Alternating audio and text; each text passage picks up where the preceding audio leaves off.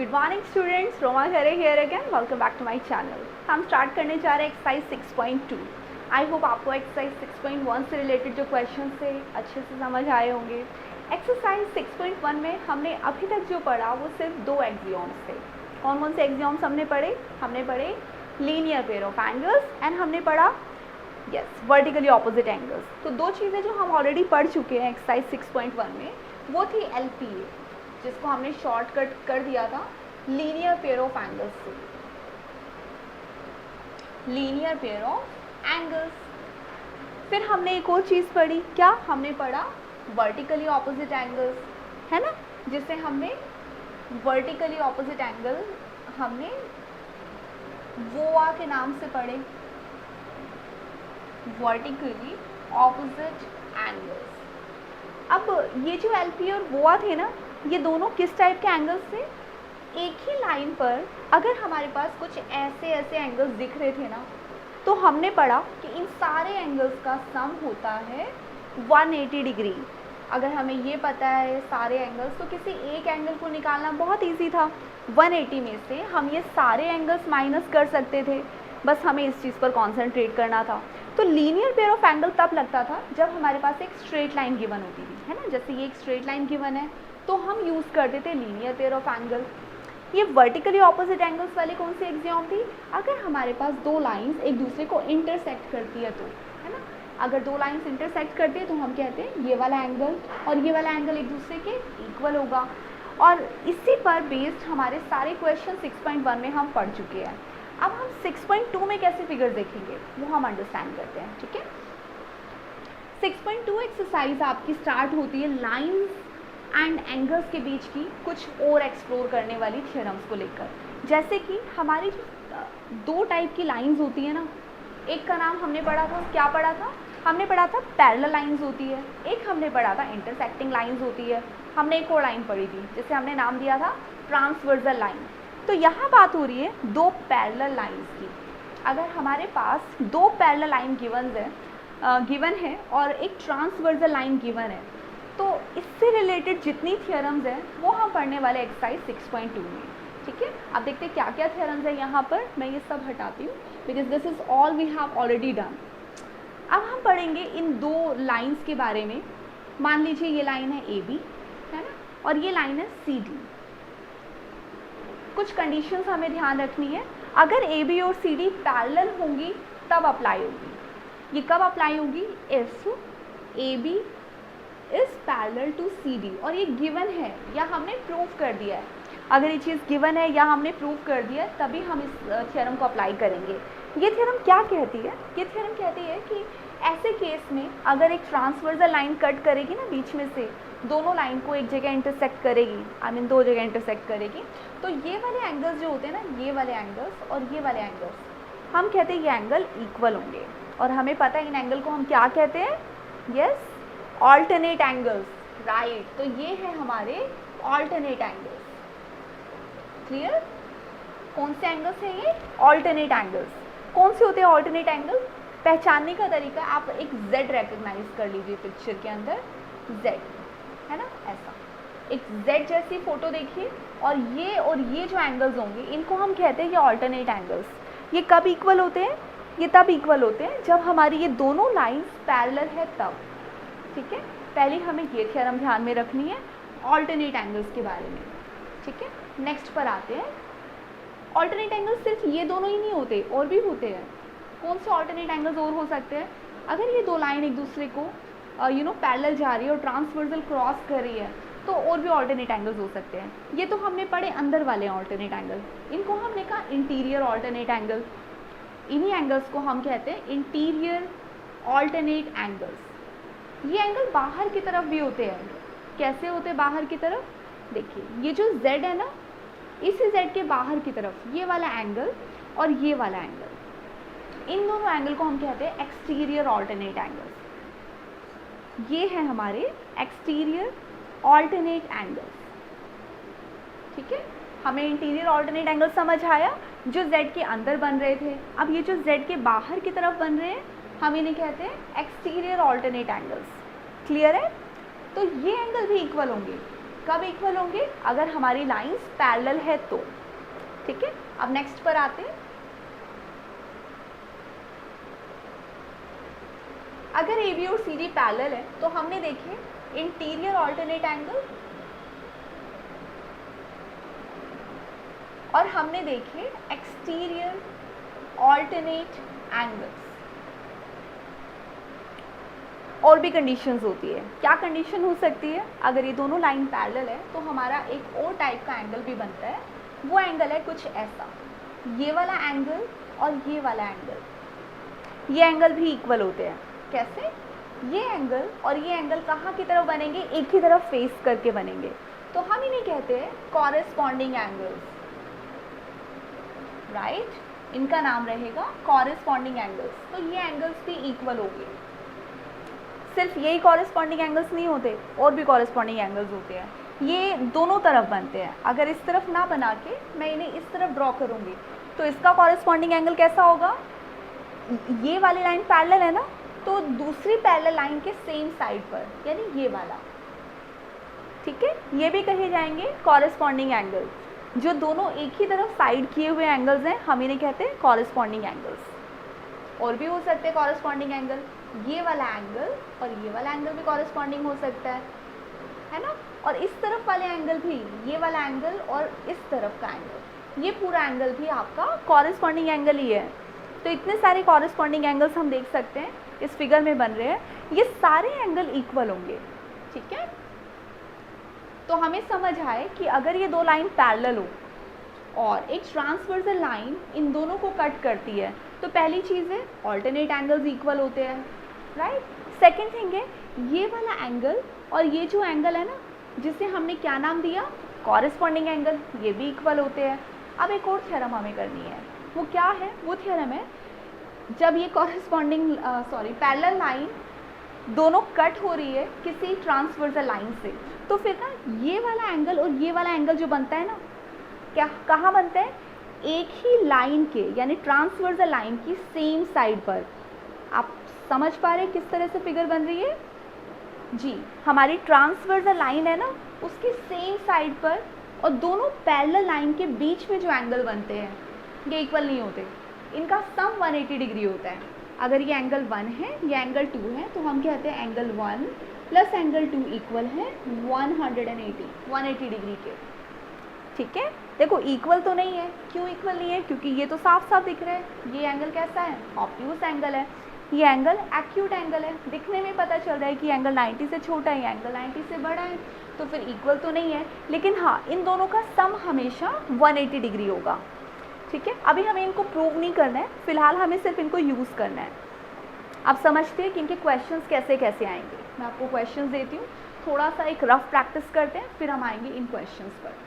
For example, हमारे पास कुछ ऐसी फिगर गिवन है जिसमें मेंशन है पहले से कि ये दोनों लाइन पैरेलल है और एक ट्रांसवर्सल लाइन इनको क्रॉस करती है। आपको कह दिया कि ये एंगल 50 डिग्री का है, तो आप ये बताइए कि ये वाला एंगल कितने डिग्री का होगा। तो ये तो हमें साफ साफ दिख रहा है। अरे इसके तो ये कौन सा एंगल है? कॉरेस्पॉन्डिंग एंगल है। हमने देखा है जो लाइन ट्रांसवर्सल होती है ना, ट्रांसवर्सल लाइन के सेम साइड पर एक ही तरफ फेस किए हुए जो एंगल्स बने हैं उनको हम कहते हैं कॉरेस्पॉन्डिंग एंगल। तो फिर हम कहेंगे अरे ये तो 50 डिग्री का ही एंगल है, तो आप इसको मार्क कर देंगे। ठीक है, अगर आपसे ये कहा जा रहा है कि अच्छा ये बताओ ये कितने डिग्री का एंगल है, तो इससे कैसे निकालोगे? क्या करेंगे? अब LPA लगा दूँ। आपको ये लाइन दिख रही है, ये दिख रहा है कि ये एंगल 50 डिग्री है, तो ये निकालना कितना आसान है। इसको निकालने के लिए क्या करना होगा? 180 में से 50 माइनस करना होगा, तो आपको मिल जाएगा आपका angle which is 30 degree. Easy है ना? तो ऐसे आप एक एंगल से बाकी के एंगल ऑब्टेन कर सकते हैं आसानी से, लेकिन कंडीशन होगी। क्या कंडीशन होगी? ये पैरेलल दिया होना बहुत ज़रूरी है। या तो ये गिवन हो या फिर ये प्रूव हमने कर दिया हो कि लाइंस पैरेलल है। जब तक ये कंडीशन नहीं है, हमारा कोई एंगल हम इक्वल नहीं लिख सकते, and this is really mandatory. ठीक है, अब आगे देखते हैं और किस टाइप के क्वेश्चन हो सकते हैं। क्वेश्चन ऐसे भी हो सकते हैं कि आपके पास ऐसा पैरेलल लाइंस है, पैरेलल गिवन है और एक ट्रांसवर्सल लाइन क्रॉस करी और आपसे कहा जा रहा है ये एंगल मान लीजिए 65 डिग्री का है, और आप बताइए कि ये वाला एंगल कितने डिग्री है? तो ये तो हमें दिख रहा है, ये भी 65 डिग्री है। आपसे कहा जा रहा है ये वाला एंगल बताइए कितने डिग्री का है। ठीक है, अगर आपको ये एंगल निकालना होगा तो क्या करेंगे, तो देखिए ये 65 है तो ये भी 65 होगा। क्यों 65 होगा, क्योंकि ये Z पर बन रहे हैं ना, अंदर बाहर ऐसे बन रहे हैं। इन्हें हम कहते हैं इंटीरियर ऑल्टरनेट एंगल्स, और ये दोनों एंगल्स क्या करेंगे, एक दूसरे के इक्वल आ जाएंगे। इन दोनों एंगल्स के इक्वल आने का मतलब है कि हमें ये पता चल गया कि ये एंगल 65 डिग्री का है, तो क्या आप ये निकाल सकते हैं, बहुत आसानी से निकल आएगा। अब इसमें क्या थ्योरम लग रही है, ये कैसे निकलेगा। अब देखो फिर से एक स्ट्रेट लाइन बन रही है ना, आपको इधर वाला एंगल पता है कि इतना एंगल 65 है, तो क्या ये वाला एंगल नहीं निकालना आता है हमें। हम इस एंगल को क्या कहते हैं, LP angle. 180 minus 65 that will be your this angle. तो इस तरह से हमें इन एंगल्स को ऑब्टेन करना होगा। ठीक है, अब एक्सरसाइज के क्वेश्चंस करते हैं। आप इन क्वेश्चंस को चाहें तो नोट कर लीजिए। एक्सरसाइज के क्वेश्चन पर आते हैं। देखिए फिगर कहती है, in this figure AB and CD, ये दो लाइंस बनी हुई है और ऐसे कुछ एंगल बना हुआ है 50 डिग्री का, X है, Y है। इनका कहना है in this figure find the value of X and Y।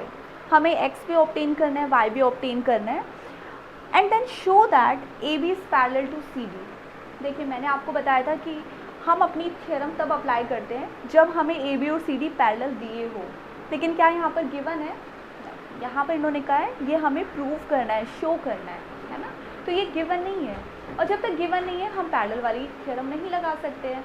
तो पहली चीज़ तो ये है कि हम ये कैसे प्रूव करेंगे कि पैरेलल है, क्योंकि हमने तो अभी तक यही देखा है अगर पैरेलल होता है तो हम अपने एंगल्स इक्वल प्रूव करते हैं। यानी यहाँ पर जो काम हमें करना पड़ेगा ना, वो रिवर्स में करना पड़ेगा। कैसे, मान लीजिए आपके पास ऐसा कुछ फिगर है जिसमें आपको ये पता चल जाए कि ये वाला एंगल और ये वाला एंगल इक्वल है। मान लीजिए आपको पता चला कि ये एंगल था 45 डिग्री का और ये भी 45 डिग्री है। अगर अब की बार हमें ऐसे कोई एंगल जो कॉरेस्पॉन्डिंग जैसे दिख रहे हैं वो इक्वल हो जाएंगे, तो फिर हम कहेंगे तब तो लाइन पैरेलल होंगी। क्यों, क्योंकि पैरेलल होने की वजह से एंगल इक्वल होते हैं, और एंगल इक्वल है तो इसका मतलब पैरेलल भी होगी। इसका सीधा सा मतलब है कि अगर हमें पैरेलल प्रूव करना है ना, तो हमें कोई एंगल भी इक्वल प्रूव करने होंगे। कौन से एंगल हो सकते हैं, हमारे पास 3 थ्योरम है। कौन कौन सी, या तो हम ऑल्टरनेट एंगल्स को इक्वल प्रूव करेंगे, या तो हम कॉरेस्पॉन्डिंग एंगल को इक्वल प्रूव करेंगे, या फिर हमने देखा था सेम साइड ऑफ ट्रायंगल, मतलब जब हमारी ऐसी कोई लाइन थी, ये वाले जो दो एंगल्स बनते थे, ये वाला और ये, इन दोनों एंगल्स का सम जो है वो 180 डिग्री प्रूव कर दें। ये 3 थ्योरम हमें ध्यान रखनी है। इन तीनों में से कोई भी कंडीशन अगर मीट हो जाती है तो फिर हमारी दोनों लाइंस पैरेलल प्रूव हो जाएंगी। तो अब हम आते हैं कि इस फिगर से हमें क्या क्या चीज़ें समझ आती है। ठीक है, और ये ध्यान रखते हुए कि AB और CD फिलहाल पैरेलल नहीं है, क्योंकि अभी तक हमने इसको प्रूव नहीं किया है, और जब तक ये प्रूव नहीं हो जाता है कि पैरेलल नहीं है हम आगे का काम नहीं करेंगे। ठीक है, अब आते हैं क्वेश्चन कैसे सॉल्व करें फिर। तो फिर अभी तक तो हमें तो पैरेलल पता नहीं है, तो क्या पता है, हमें ये पता है कि एक स्ट्रेट लाइन है और जिस पर इतना जो एंगल है ये एंगल 50 डिग्री का है। तो क्या हमें ये x निकालना आता है, x कितने डिग्री का होगा, जल्दी बताइए। ये तो LP है ना, bye linear pair of angle, bye linear pair of angle.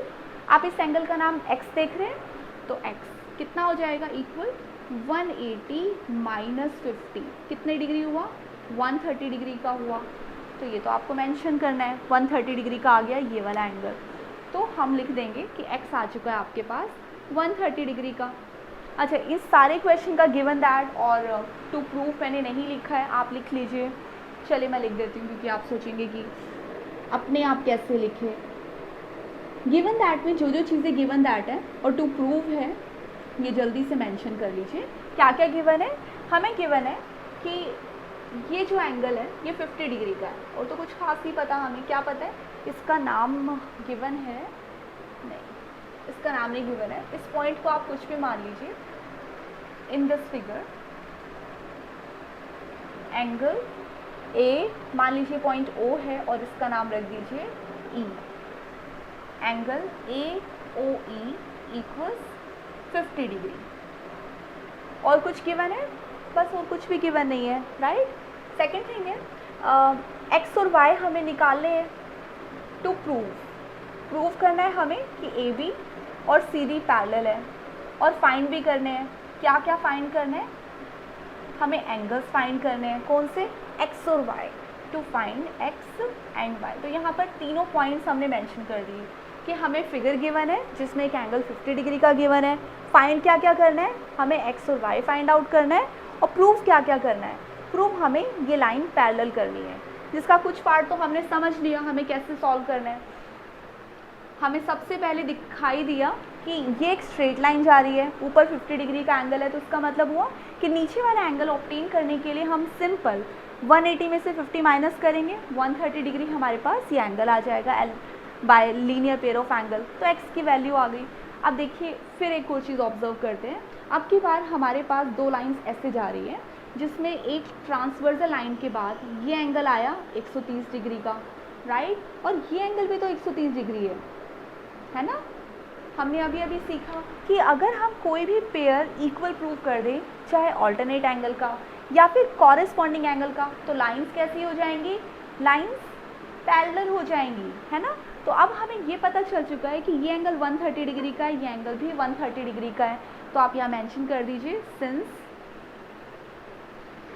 आपका जो एंगल है x इक्वल है 130 डिग्री एंड एंगल C, इस पॉइंट का नाम रख देते हैं, इसका नाम O रखा था, इसका नाम O डैश रख देते हैं, and angle CO dash D, ये एंगल कितने डिग्री का आया? ये भी 130 डिग्री का आया। सिंस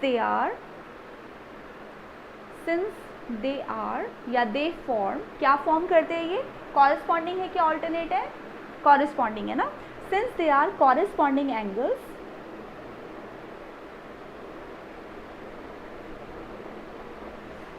क्योंकि ये कॉरेस्पॉन्डिंग एंगल्स दिख रहे हैं, तो लाइन जो आपकी ए बी है वो सी डी के पैरेलल हो गई। हमारे दो काम तो हो गए। क्या क्या हो गए? हमने लीनियर पेयर ऑफ एंगल्स से x की वैल्यू ऑब्टेन कर ली। x की वैल्यू ऑब्टेन करते ही हमें साफ दिख गया कि अब तो ये भी 130 आ गया, ये भी 130 आ गया। ये दोनों इक्वल तभी आ सकते हैं जब लाइन पैरेलल हो। तो हमने मेंशन कर दिया क्योंकि ये तो कॉरेस्पॉन्डिंग एंगल है तो लाइन पैरेलल होंगी। अब थर्ड काम पर आते हैं। थर्ड क्या रह गया? हमने y ऑब्टेन नहीं किया। y ऑब्टेन करने के लिए हम क्या कर सकते हैं? एक बार इसका स्क्रीनशॉट लीजिए जल्दी से। तो y तो बहुत साफ आप बच्चों को नज़र आ गया होगा ना। क्या है y की वैल्यू? देखिए मैं सारा हटा देती हूँ। हमारे पास अब की बार एक ऐसे और ऐसे ऑप्शन है ना, दो लाइंस है जो एक दूसरे को क्रॉस कर रही है, जिसमें ये एंगल हमें दिख रहा है 130 डिग्री का। तो क्या ये एंगल हमें पता है कितने डिग्री का होगा? जो कि y है। तो ये एंगल हमारे पास हो गया 130 डिग्री। तो y की वैल्यू भी आ गई। ठीक है, आपके पास x ऑलरेडी आ गया जो आपने लीनियर पेयर ऑफ एंगल से निकाला। ये एंगल 130 डिग्री क्यों आया? इसका रीज़न लिखना ज़रूरी है। क्यों? Vertically opposite angles. और ये लिखना क्यों ज़रूरी होता है? ताकि आपको पूरे मार्क्स मिले। 3 मार्क्स का क्वेश्चन है, 5 मार्क्स का क्वेश्चन है, तो आप ऐसे कोई छोटे छोटे पॉइंट मिस नहीं करेंगे।